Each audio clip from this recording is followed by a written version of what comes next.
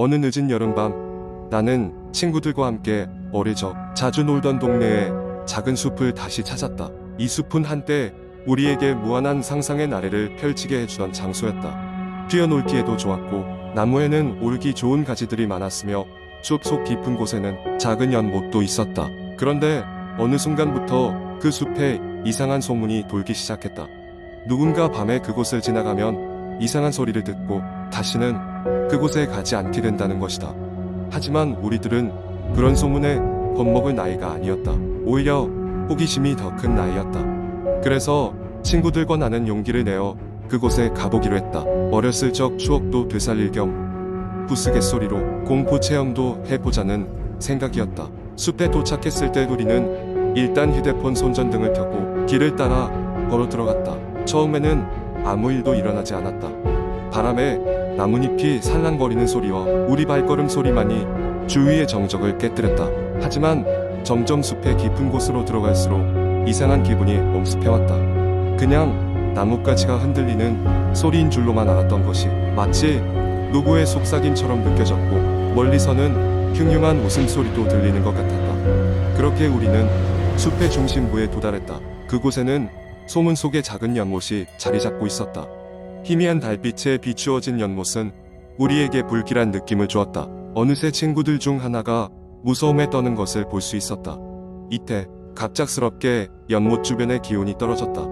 여름밤인데도 불구하고 싸늘한 바람이 불어와 우리 모두의 등골을 오싹하게 만들었다. 그때였다.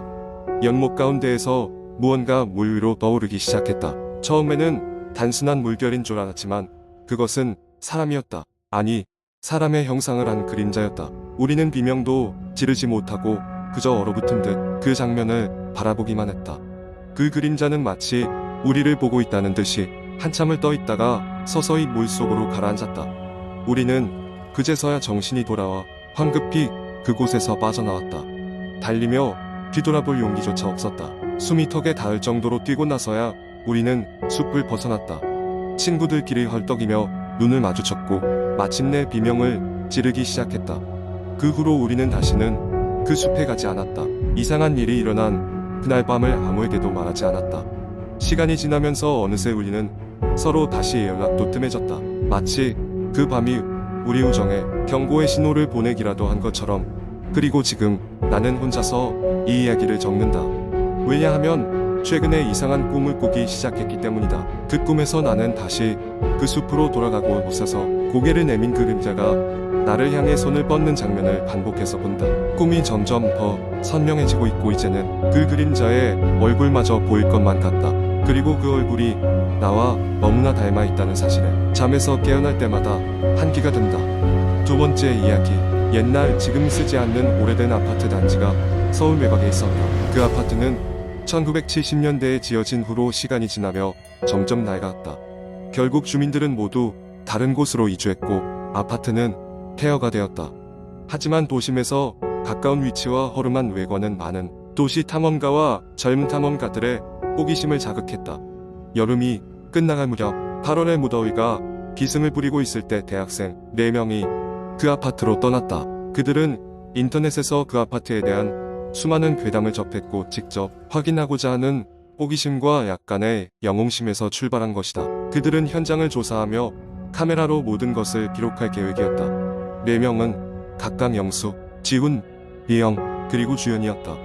그들이 아파트에 도착한 때는 해가 지기 직전이었다. 석양이 붉게 물든 하늘을 배경으로 우뚝 솟은 아파트는 우리한 분위기를 자아냈다. 어수선하게 버려진 노끈과 종이 조각들, 그리고 바람에 덜거덕거리는 창문들이 유령의 아우성을 연상케 했다. 그들은 간단한 준비를 마치고 스마트폰 손전등에 의지한 채 아파트 안으로 조심스럽게 들어갔다. 처음에는 별다른 것 없이 아파트 내부는 그저 먼지와 낡은 가구로 가득했다.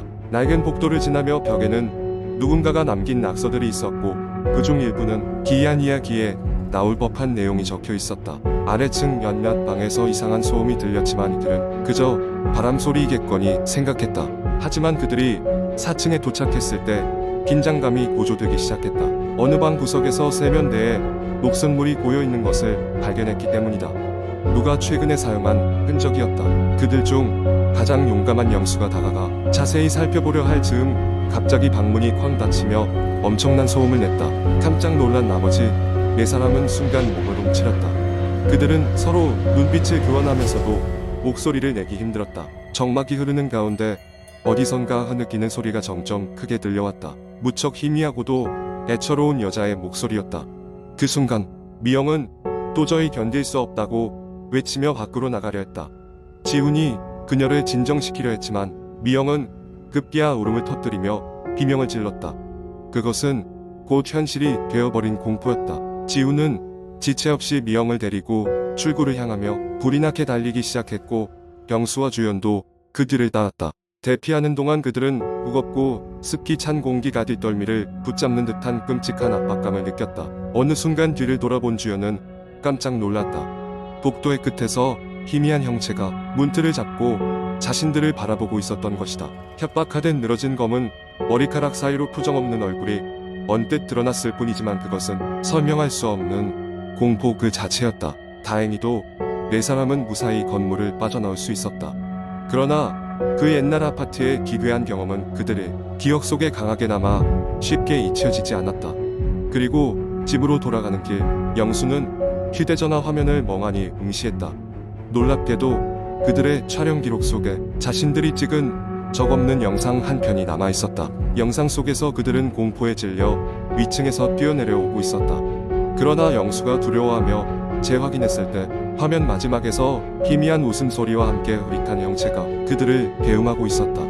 그날 이후 그들은 더 이상 그 사건에 대해 언급하지 않았다. 각자의 길을 가며 한동안 주변의 모든 것에 주의를 기울였고 심지어 자신의 그림자마저 두려워하기까지 했다. 그리고 영수는 한동안 아파트의 뒷이야기나 유사한 사건들을 수집하는 습관을 버리지 못했다.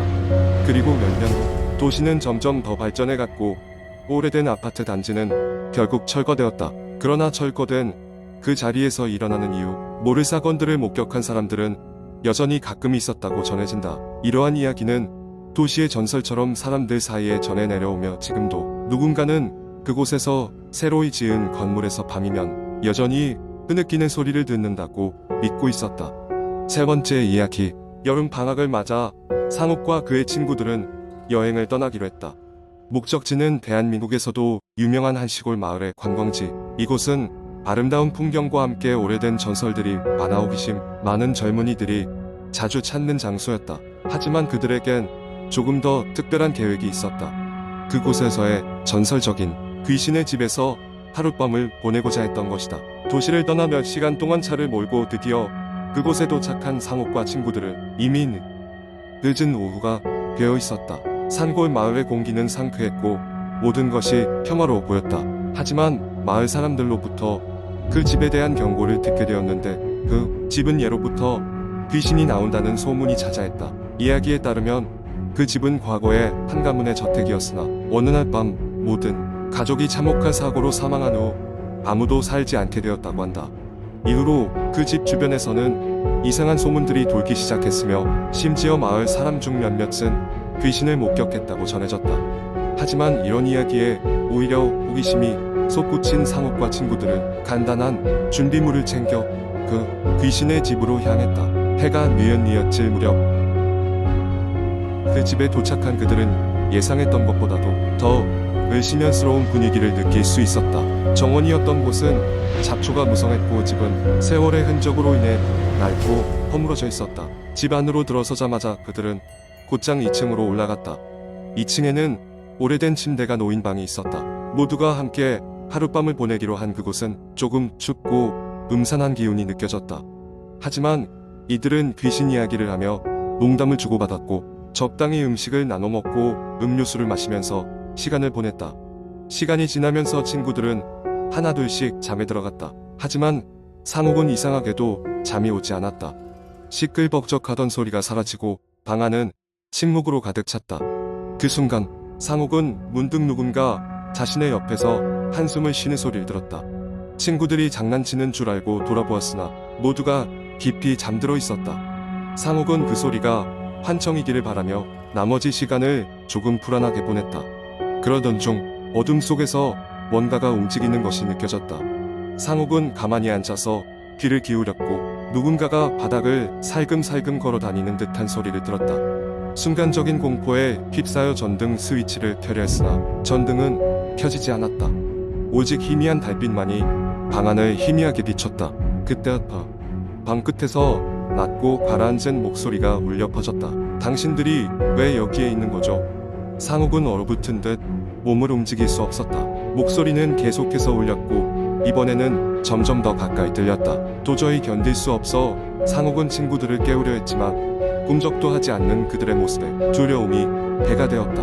방 안에는 이제 명확하게 보이지 않는 형체가 나타났다. 상욱은 무의식적으로 몸을 웅크렸고 갑자기 그 형체가 그의 앞에 멈춰 섰다. 차갑고 살기를 띤 시선이 상욱을 뚫어지게 바라보았고 상욱은 그 자리에서 기절하고 말았다. 다음 날 아침 햇빛이 창문을 통해 들어왔을 때 상욱은 비로소 깨어났다.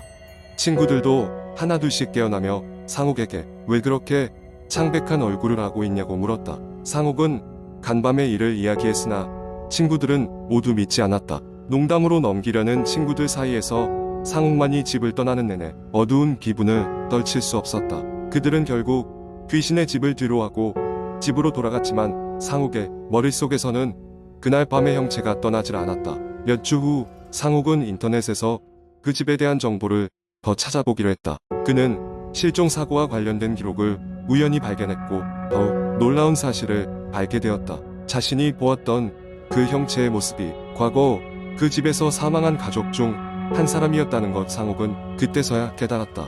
그 집에 남아있던 것은 단순한 전설이 아닌 정말로 해소되지 않은 슬픔과 원한이었다는 것을. 이후로 그 집을 방문하는 사람들은 줄어들었고 상욱은 절대로 그 집에 다시 가지 않겠다고 다짐했다.